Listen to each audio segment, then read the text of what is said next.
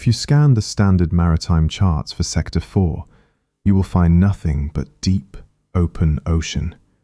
No islands, no reefs, just a vast, blue void.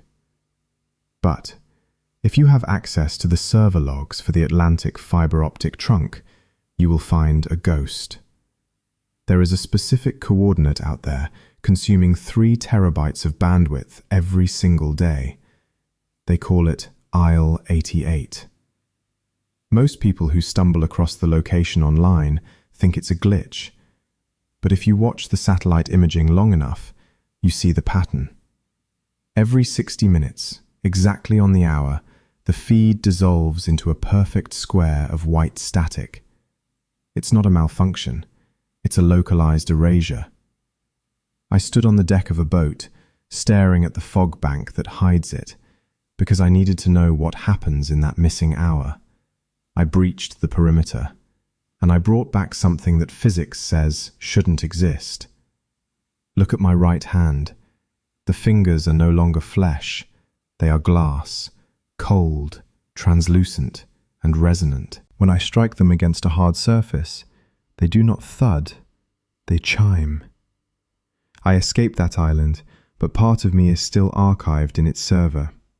And if you watch the satellite feed when the hour turns, you might see me there too, frozen in the static, waiting for the next reset.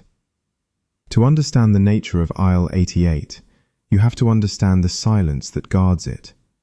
The transition begins at the 12-mile marker. In these waters, you are rarely truly alone.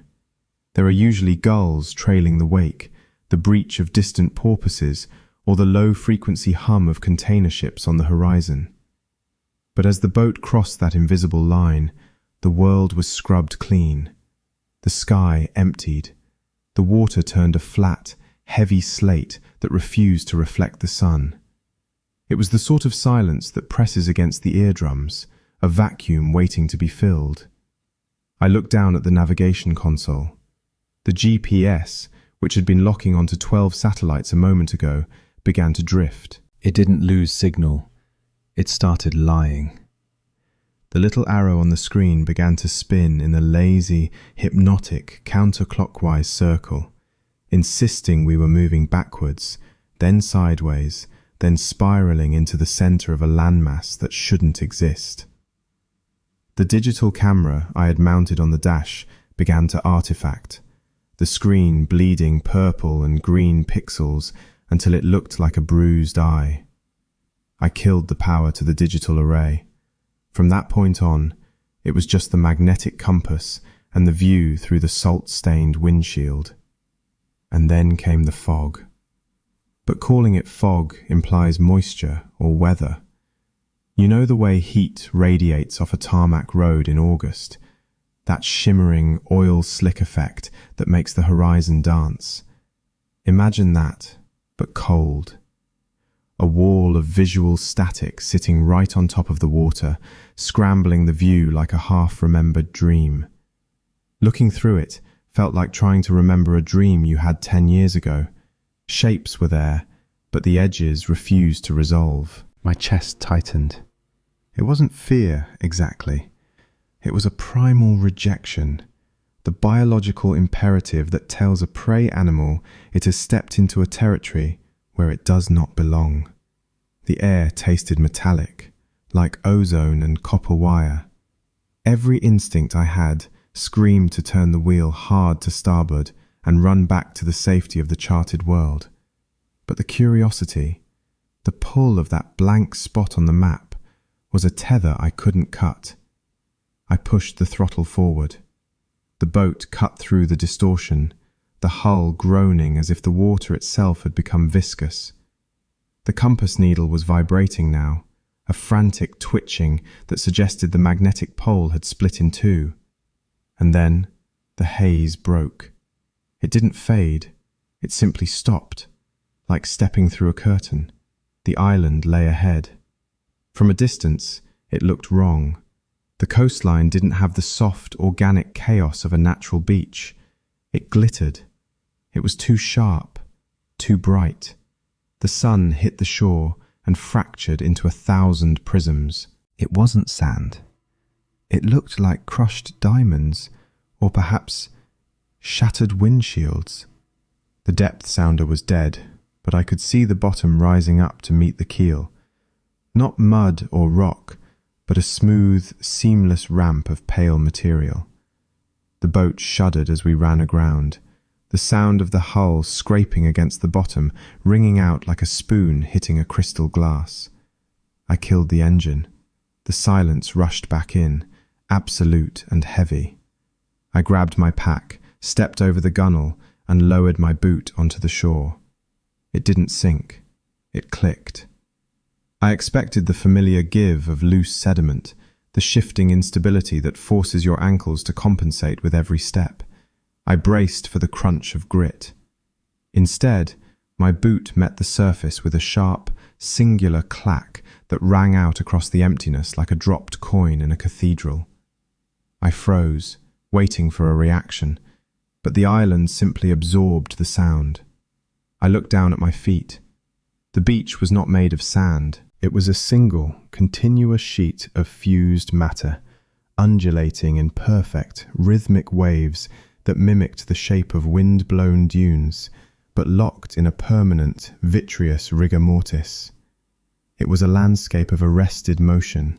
The sand was a milky, semi-translucent white, smooth to the touch and radiating a low, retained heat from the sun.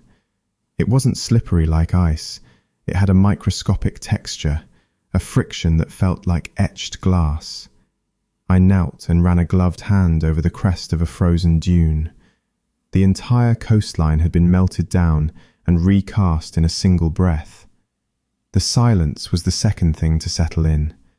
On any other coast, the roar of the surf is a constant, a white noise that defines the boundary between land and sea. Here, the water didn't crash.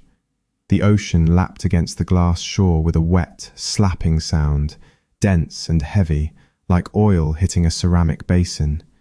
It didn't recede with the hiss of foam, because there was no foam. The water simply slid back, leaving no mark, no darkening of the surface. The shore was impermeable.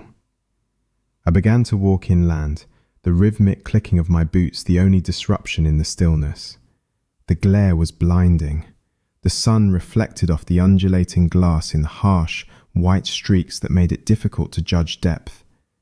I had to squint to see the high tide mark, which was usually a chaotic line of dried kelp and ocean debris. Here, it was a graveyard of anomalies. I found a piece of driftwood first. It was a thick branch of bleached oak, likely torn from the mainland during a storm and carried here by the currents.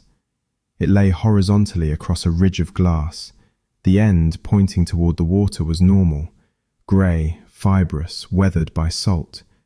But as my eyes followed the grain toward the island, the wood changed. It didn't burn or rot. It transitioned. Midway down the branch, the wood fibers became translucent. The grey turned to a cloudy quartz, then to a perfect, clear, diamond-like substance. I picked it up. It was heavy, unbalanced. The wooden end felt warm and organic. The glass end was cold and impossibly dense. The transition wasn't a seam. It was a gradient. I could see the individual capillaries of the wood grain suspended inside the glass, preserved perfectly, as if the transmutation had happened instantaneously, catching the biology mid-breath.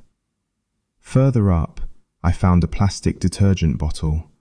It was a bright, artificial orange, the kind of indestructible trash that outlives its owners. It sat upright, half embedded in the fused ground. I tried to kick it loose, but it didn't budge. I crouched for a closer look.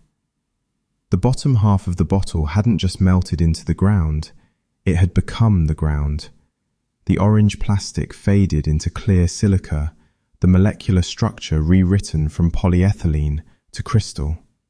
The logo was still visible, floating like a ghost inside the glass base. This wasn't erosion. It wasn't the result of heat or pressure. It was an infection. The island wasn't just made of glass, it was actively converting foreign matter. Anything that touched this shore was being rewritten. I stood up, wiping my glove on my trousers, suddenly conscious of the contact between my boots and the ground. That's when I saw the marker.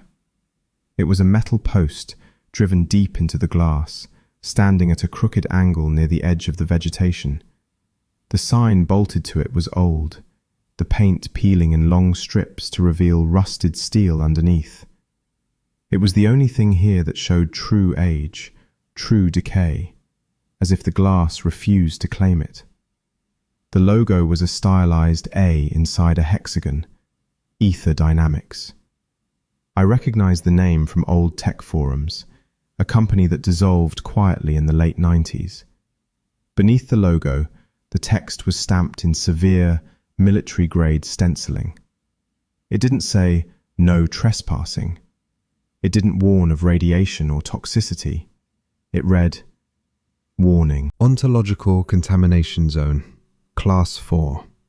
Do not observe the perimeter for extended periods." I stared at the words. Ontological.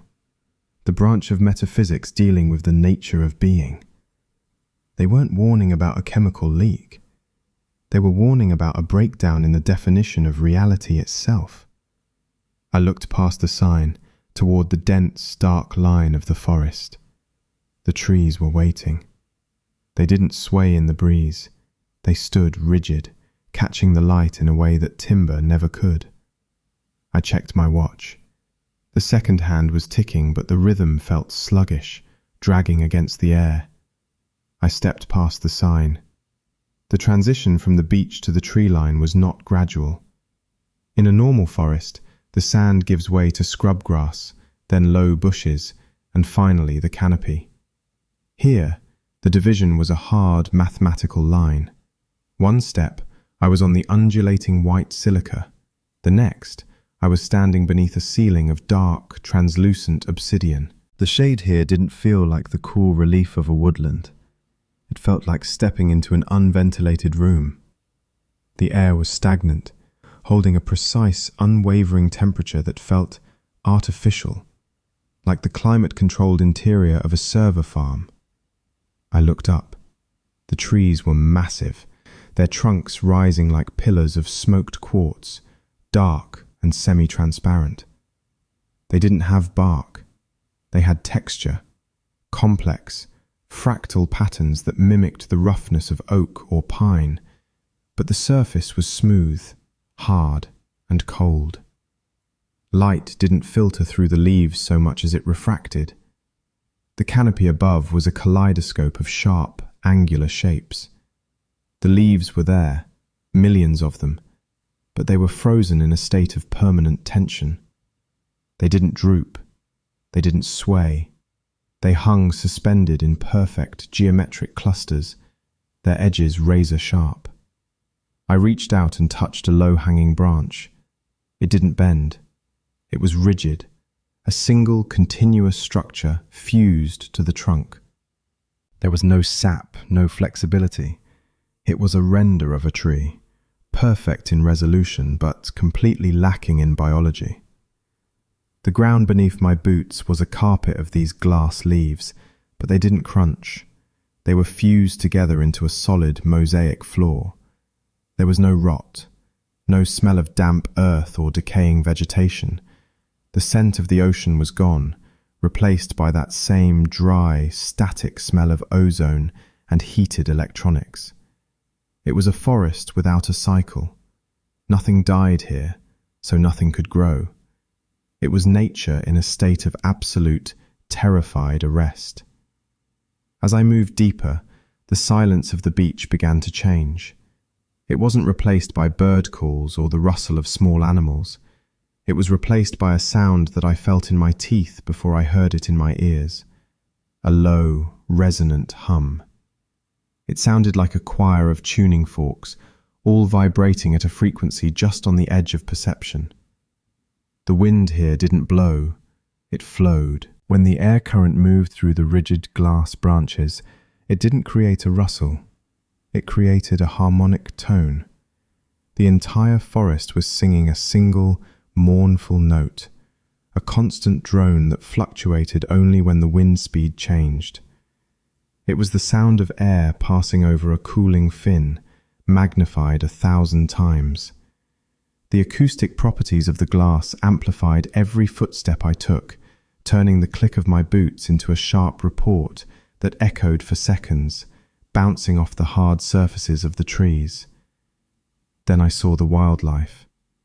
I had been walking for 10 minutes when I spotted movement, or rather, the suggestion of movement, in a small clearing to my left. It was a deer, a doe, caught in the middle of a leap. She was suspended in the air, her front hooves inches from the ground, her back legs fully extended. But gravity had no claim on her anymore. I approached slowly, the rational part of my brain trying to find the wires, the supports, the trick. There were none. The doe had been transmuted in mid-stride. Her body was a masterpiece of impossible sculpture. The fur had been rendered into millions of microscopic needles of spun glass, catching the filtered light in a way that made her shimmer. Her eyes were wide, black orbs of solid jet, devoid of pupils but filled with a terrifying clarity. She wasn't dead. Death implies an ending, a cessation of function. This was a pause. I could see the tension in the muscles of her flank, preserved in crystal. I could see the flare of her nostrils, caught in a desperate intake of air that she would never exhale. The ground beneath her had risen up in a jagged wave of silica to fuse with her rear hooves, anchoring her to the island. She was trapped in the split second of realization, the moment the flight response triggered, preserved for eternity. I stepped closer, the hum of the forest vibrating in my chest. I looked at the doe's chest.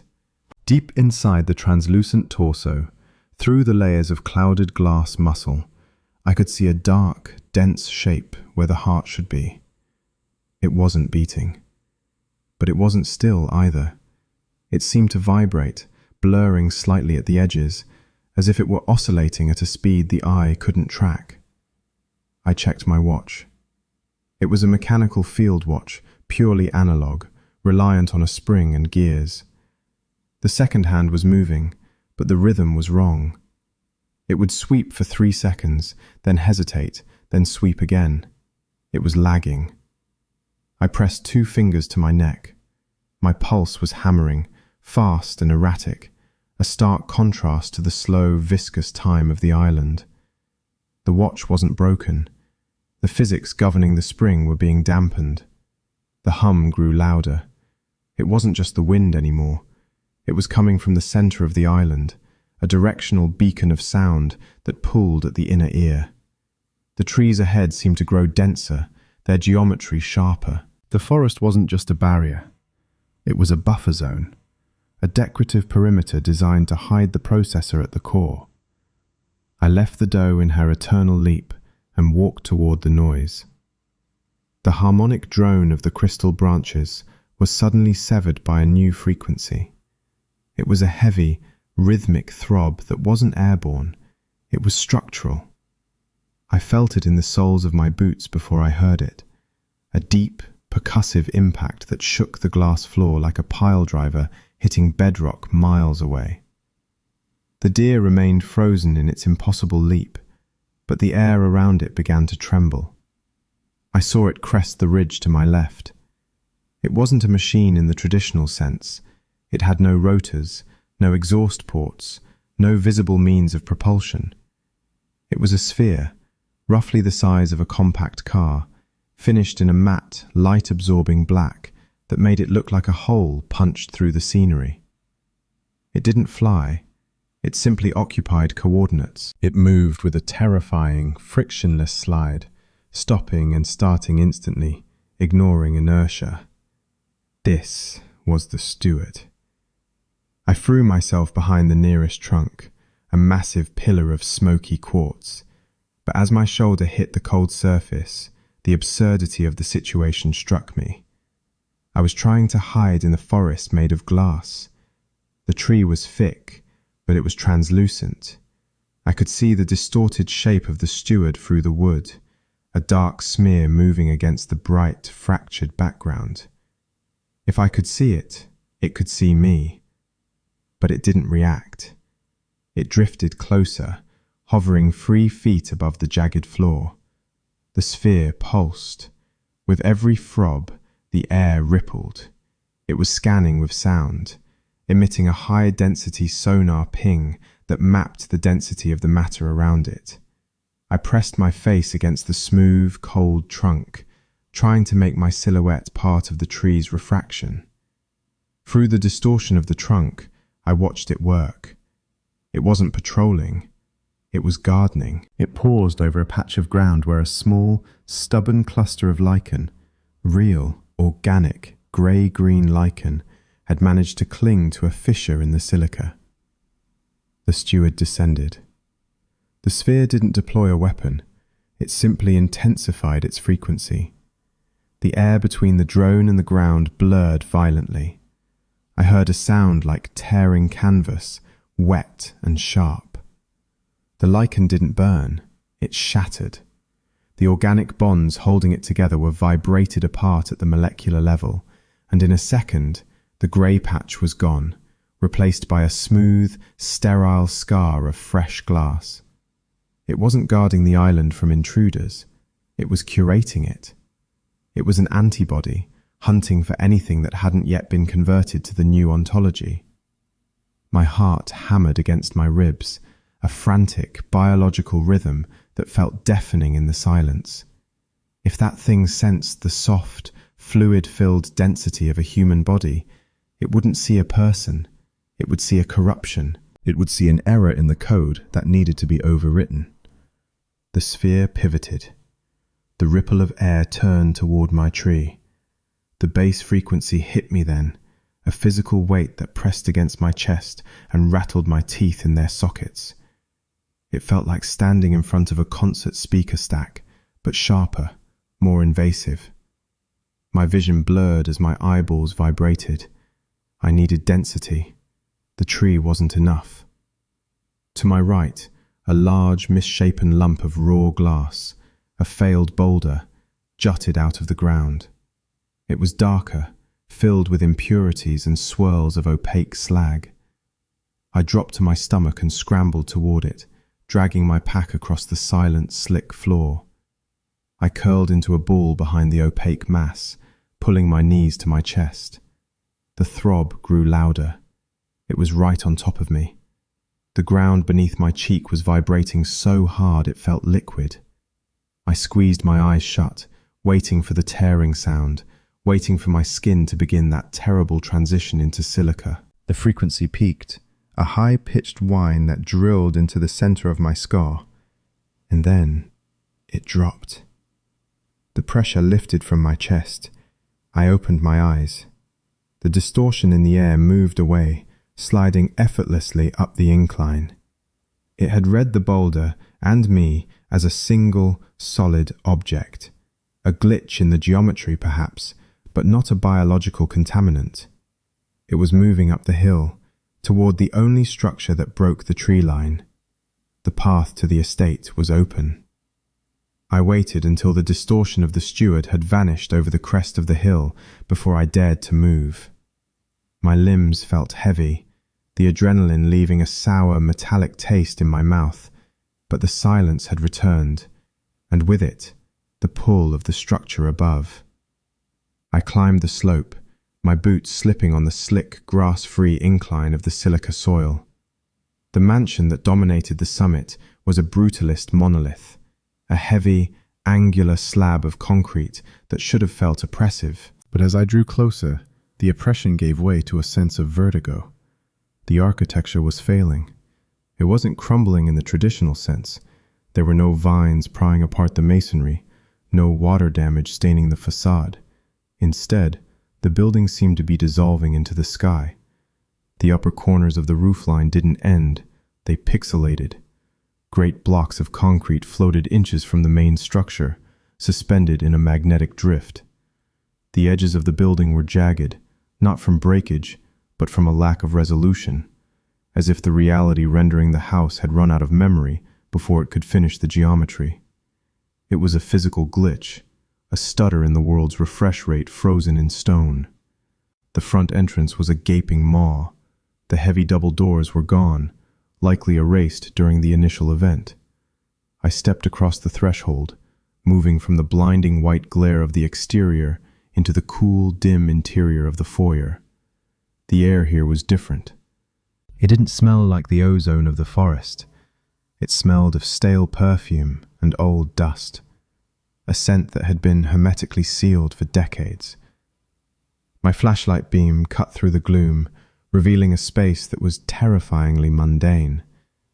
It was a mid-century modern dreamscape: low-slung sofas, teak sideboards, abstract sculptures. But every single object had been subjected to the same transmutation as the trees. A Eames lounge chair sat in the corner, its leather upholstery rendered in a dark, smoky quartz that looked soft until I tapped it with my knuckle. It rang like a bell. A coat rack held a trench coat that was now a rigid, translucent sculpture, the folds of the fabric preserved in perfect, unwavering glass.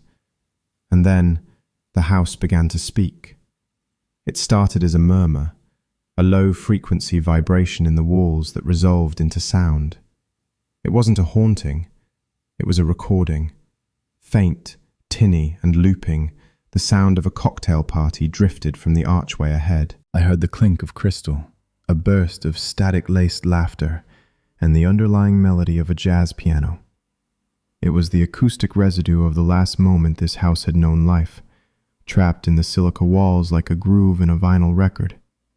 I followed the sound into the dining room. The long mahogany table was set for 12, and all 12 seats were taken. The residents of the estate hadn't fled. They hadn't even stood up. The transmutation must have been instantaneous, faster than a nerve impulse.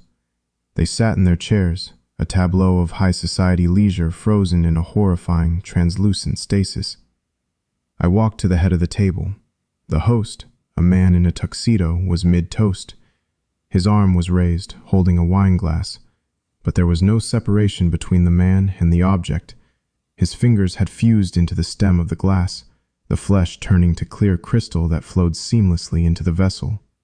The wine inside was a solid plug of ruby-red garnet. His face was turned upward, mouth open in a smile that had become a rictus of glass. The light from my torch passed through his skull, refracting off the internal structures. I could see the outline of his brain, a dark, dense cloud suspended in the clear casing of his head. He wasn't looking at his guests. He was looking at the ceiling, or perhaps through it, at something descending from the sky. The woman to his right had been laughing. Her head was thrown back, her neck a graceful arch of pale silica. But where her back touched the chair, the distinction ended. Her dress, her skin, and the wood of the chair had melted together into a single, complex geometric shape. She wasn't just sitting, she was structural. The audio loop hiccuped, a sharp scritch of static, and the laughter repeated, exactly the same tone, exactly the same cadence. It was maddening. I turned away from the table, the sight of their trapped, refracted eyes too much to bear. In the corner, a heavy wooden desk had partially survived the conversion. It sat in a localized shadow, shielded by a fallen beam. On it lay a leather-bound journal, open to the final pages. The leather was stiff, calcifying, but the paper was still pliable. I shone my light on the text. The handwriting was erratic, the scrawl of a man losing his fine motor control. October 14th. The signal amplification is working too well. The substrate is rejecting the upload. We aren't copying the data, we're overwriting the physical address. The next entry was barely legible. The fog isn't weather, it's the buffer. It's keeping the file corruption contained. If the cache clears... The final page didn't have words, The ink dragged across the page in long, jagged lines that slowly resolved into rows of zeros and ones. The handwriting had deteriorated into binary code, a desperate, subconscious attempt to communicate in the language of the new world. Suddenly, the floor beneath me lurched. It wasn't a subtle vibration this time. The entire house groaned, the glass walls singing a discordant, shrieking note. A fine dust of silica fell from the ceiling. I checked my watch. The second hand had stopped completely. The static hour wasn't approaching. It was here. The tremors were growing violent now, vibrating through the soles of my boots with a nauseating, rhythmic intensity. It felt less like an earthquake and more like the shudder of a massive engine stalling out. I left the dining room, the sound of the looping laughter fading behind me, and moved deeper into the house. The hallway began to warp. The straight lines of the corridor were bending, the perspective stretching and snapping back like a rubber band. I needed a place that was anchored. I found it at the end of the hall. It was a heavy, reinforced door, oddly out of place in the modernist architecture. It wasn't wood or glass. It was steel, coated in a dull, oxidized copper mesh. A Faraday cage. I threw my weight against the lever handle. It groaned, the heavy locking mechanism fighting the corrosion of decades, but it gave way. I stumbled inside and slammed the door shut. The silence here was different. It wasn't the heavy, artificial silence of the glass forest. It was the dead, muffled quiet of a soundproof booth. The air was dry and smelled of old paper. My flashlight swept across the room. It was a library, but not for leisure. Floor-to-ceiling shelves were packed with bankers' boxes, reel-to-reel tape decks, and drafting tables covered in schematics. This was the analog backup.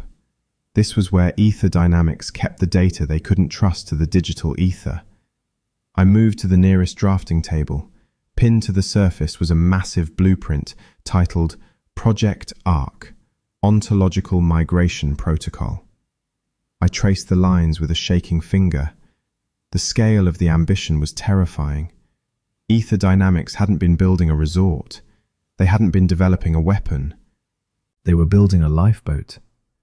The documents detailed a fear that was prevalent in the late 90s, the collapse of the physical world, be it through nuclear fire or environmental cascade.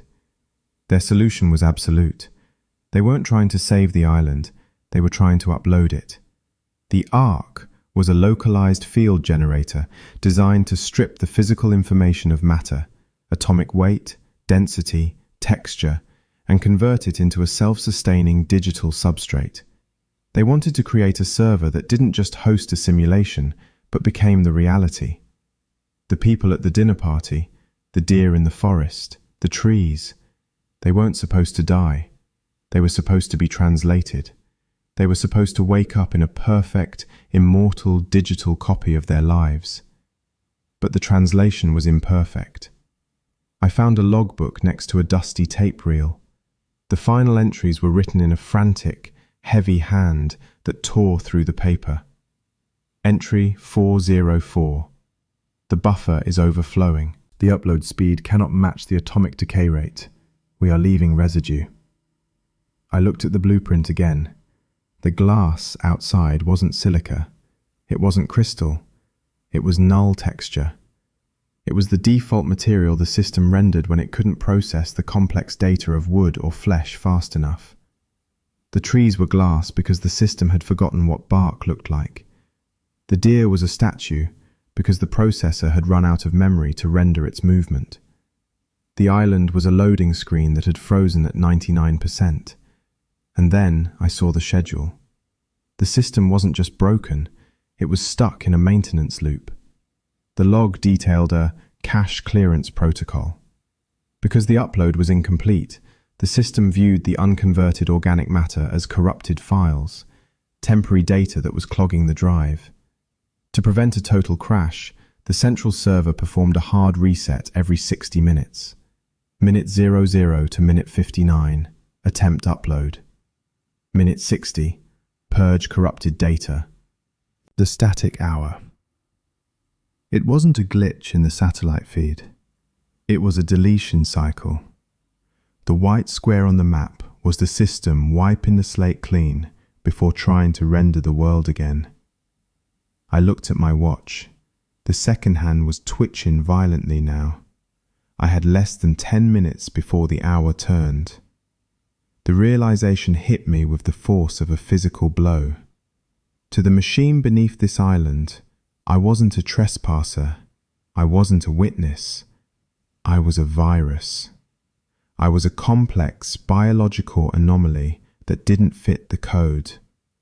When the clock hit the hour, the system wouldn't just reboot the trees. It would try to debug me.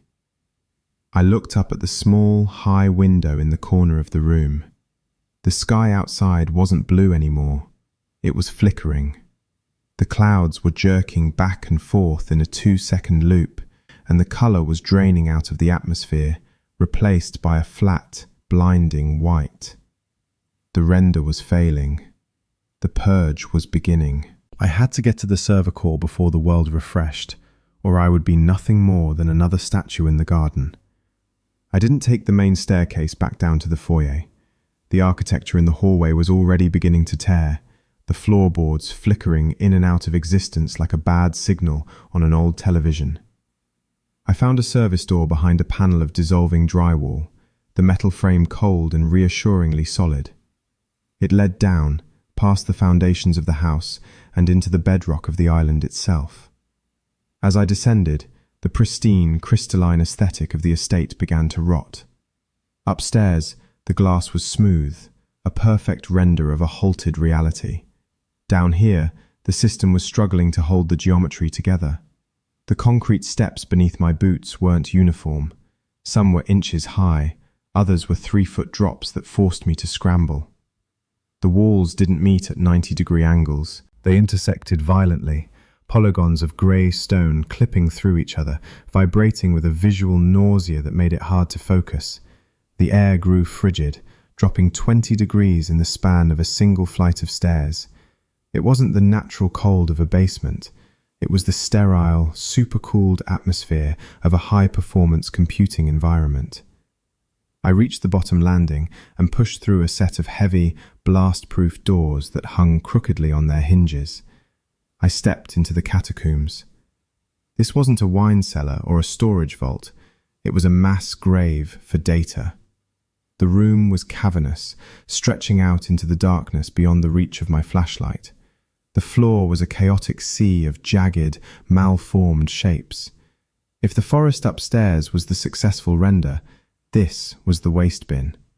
Piles of fused, translucent matter rose up like termite mounds, glowing with a faint, sick luminescence from within.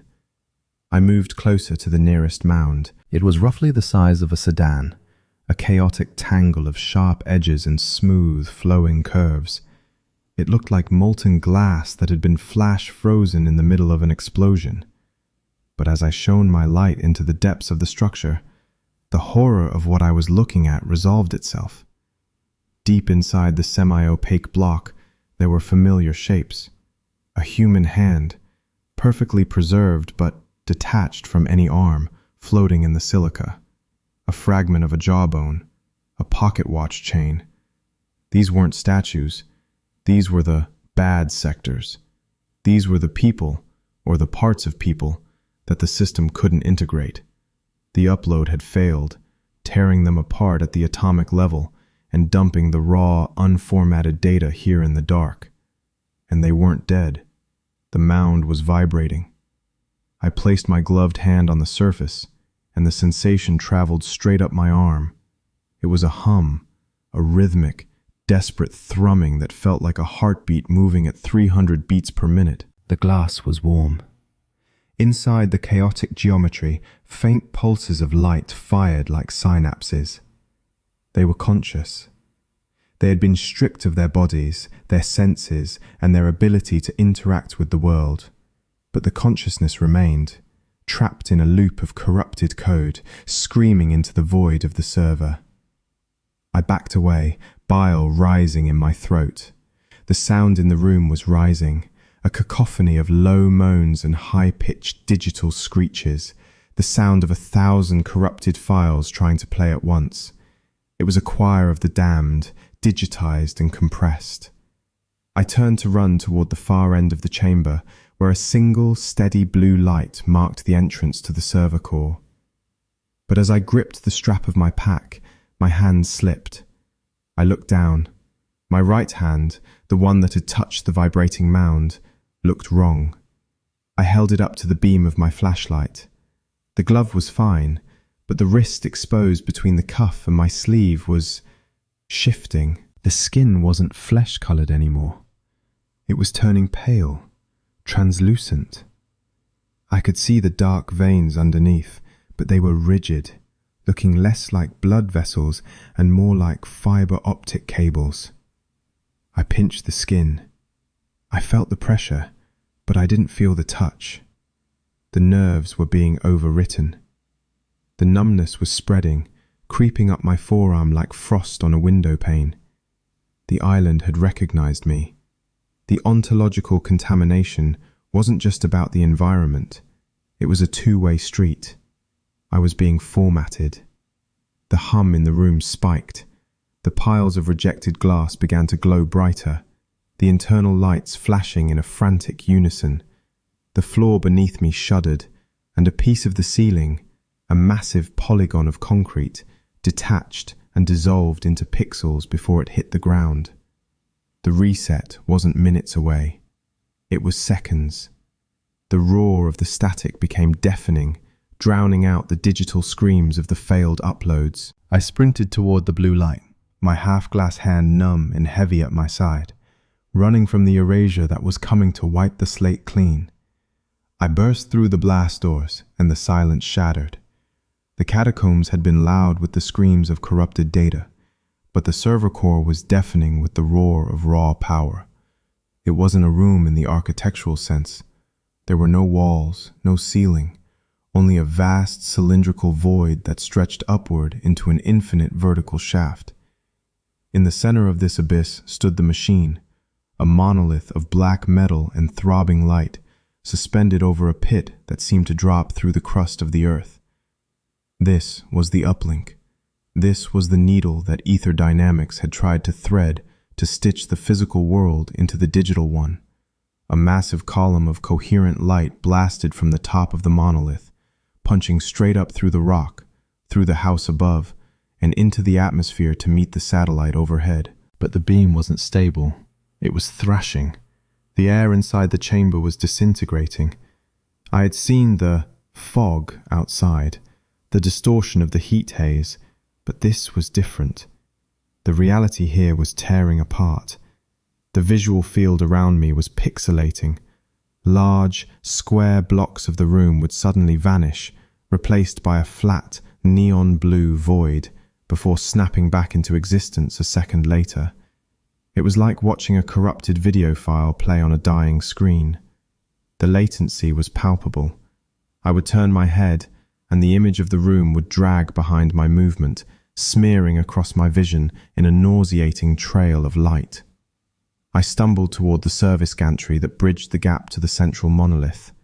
My right arm was now a dead weight.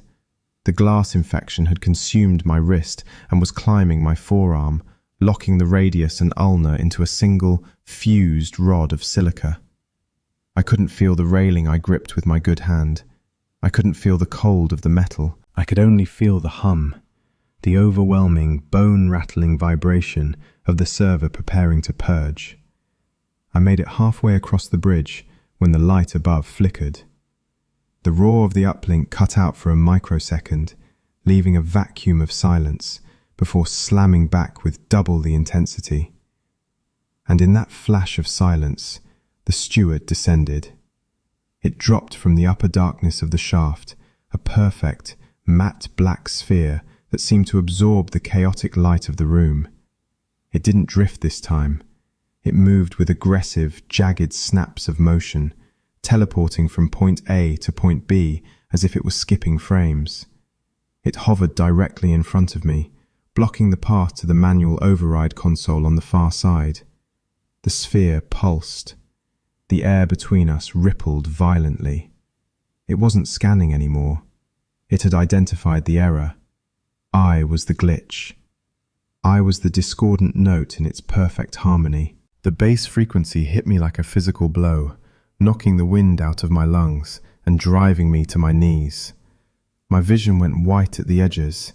The glass in my arm began to sing, resonating with the steward's frequency, threatening to shatter and take my flesh with it. I couldn't fight it. I couldn't outrun it.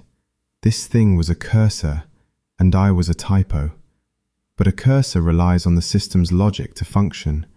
It relies on the clean, predictable inputs of a digital environment, and I was still, for the moment, messy, chaotic, and analog. I reached into my pack with my good hand, my fingers fumbling past the useless GPS and the dead camera, until I felt the cold aluminium tube of the marine distress flare. It was a standard issue Solus hand flare designed to burn at 15,000 candela. It was a chemical reaction. It was primitive, violent, and messy. It was everything the system hated.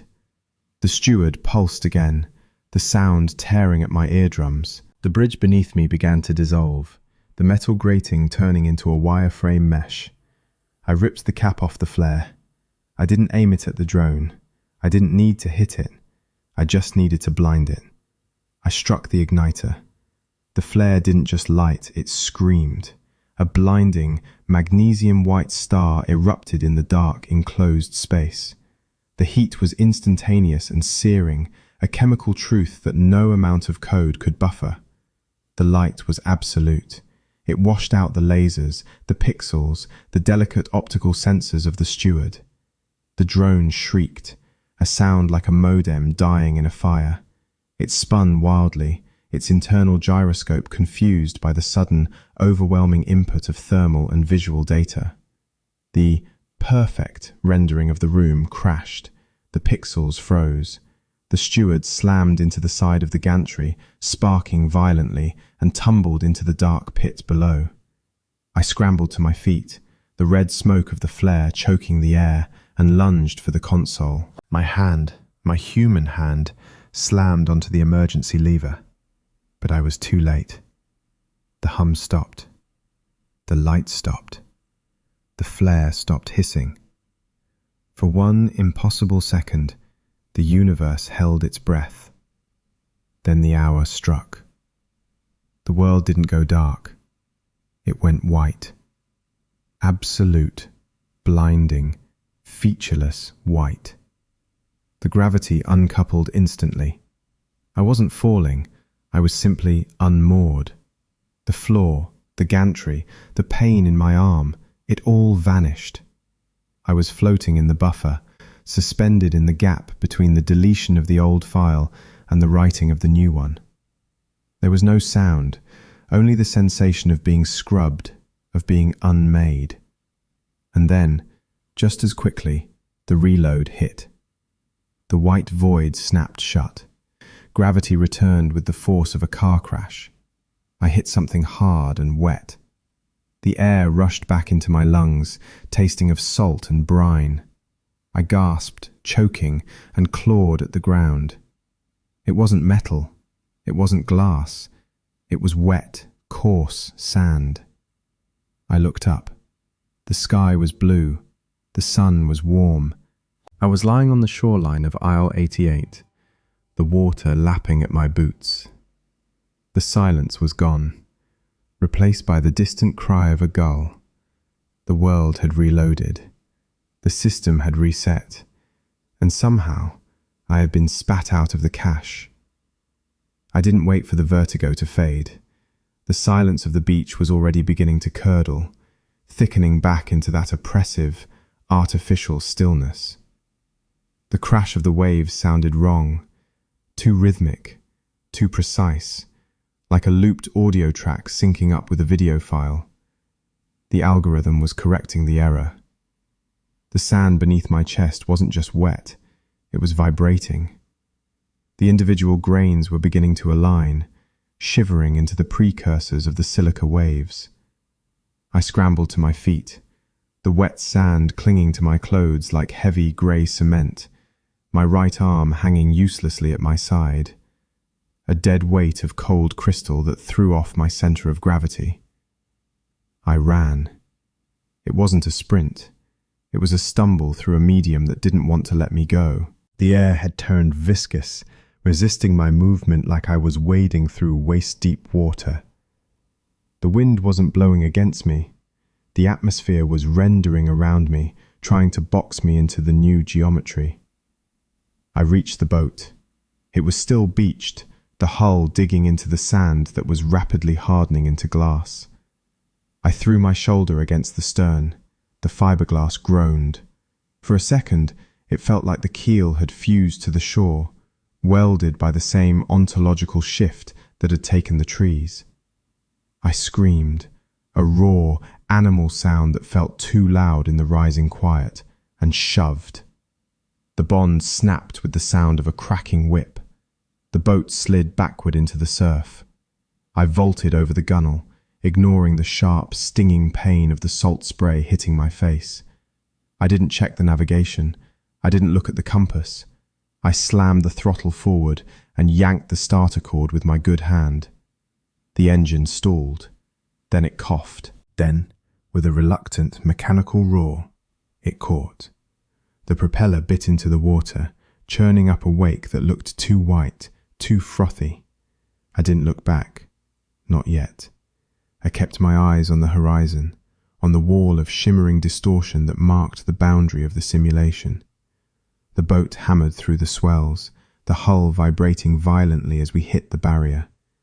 Crossing the fog line was like punching through a sheet of ice. The air pressure dropped instantly. The metallic taste vanished from my tongue, replaced by the smell of diesel and rotting kelp. The sky turned a genuine, imperfect grey. The GPS unit on the dash flickered, the screen cycling through a reboot sequence before locking onto a satellite. I was out. I was back in the analog world. Only then did I cut the throttle. The boat drifted in the chop, the silence of the open ocean feeling loud and chaotic after the stillness of the estate. The gull cries were discordant, messy, and beautiful. I turned around. Aisle 88 was gone. In its place was a bank of low, dense fog. But as I watched, the fog tore open. For a single frame, I saw it. The island wasn't a ruin. It was pristine. The trees were perfect, glittering obsidians. The beach was a smooth, white curve. The house on the hill was whole again, its brutalist angles sharp and defined against the sky. The reset was complete. The error had been purged. I looked down at my hand. The glove had been torn away during the escape. My fingers were still there, but they weren't flesh. They were semi-translucent, the knuckles defined by sharp facets rather than bone. The light passed through my palm, refracting into a dull rainbow on the deck. I tapped my fingernail against the plastic of the console. It didn't thud. It rang. Clink. The doctors call it severe chemical necrosis, but they can't explain why the tissue doesn't decay. They can't explain why, when the room is quiet, my hand hums. I escaped the render, but part of me is still archived on that server. If you see the static on the map, don't investigate. Just keep scrolling. Subscribe for more files from the edge of reality.